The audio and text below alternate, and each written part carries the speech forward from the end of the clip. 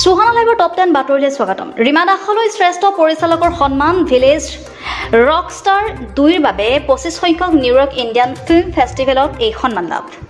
গুজৰাট বিধানসভাৰ উপ নিৰ্বাচনত আম আদমি পাৰ্টিৰ জয়। গুজৰাটৰ ভিছাৱাড়াৰ সমষ্টিত আপৰ প্ৰাৰ্থী গোপাল ইটালিয়াৰ জয়।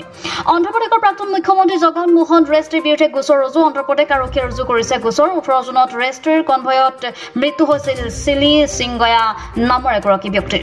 2026 অসমত আকৌ হ'ব মিত্ৰজোঁটৰ চৰকাৰ। বিজেপিৰ নেতৃত্বতে অসমত পুনৰ গঠন হ'ব চৰকাৰ। তেজপুৰতে মন্তব্য কেন্দ্ৰীয় মন্ত্ৰী সৰ্বানন্দ সোণোৱালৰ। ইৰাণ ইজৰাইলৰ যুদ্ধৰ ফলত বৃদ্ধি খাৰুৱা তেলৰ দাম। $81.40 বৃদ্ধি প্ৰতি বেৰেল খাৰুৱা তেলৰ মূল্য। মুখ্যমন্ত্ৰী ডক্টৰ হিমন্ত বিশ্ব শৰ্মাক সাক্ষাৎ অম্লান বৰগোহাঁই। ৰাষ্ট্ৰীয় অভিলেখকাৰী দৌৰবিদ গৰাকীক ৰাজ্য চৰকাৰে সকলো সহায় কৰাৰ আশ্বাস মুখ্যমন্ত্ৰীৰ।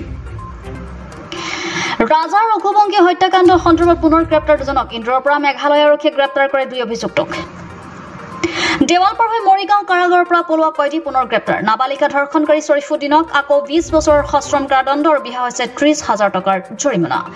কাছাৰত গুটখা খাই মৃত্যু আৰক্ষী বিষয়াৰ। বেহেৰা আৰক্ষী চকীৰ আইজি সুৰজিৎ ডেকাৰ মৃত্যু। বিৰোধী ঐক্যমঞ্চ গঠনৰ ক্ষেত্ৰত কংগ্ৰেছ এতিয়াও চিৰিয়াছ নহয়।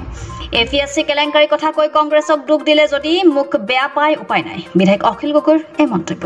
আৰু এয়া আছিল আজিৰ সুহানা লাইভৰ 10টাকৈ গুৰুত্বপূৰ্ণ খবৰ। এনেধৰণৰ বাতৰিসমূহ চাই থাকিবলৈ আপোনালোকে চাই থাকিব আপোনালোকৰ প্ৰিয় চেনেল সুহানা লাইভ।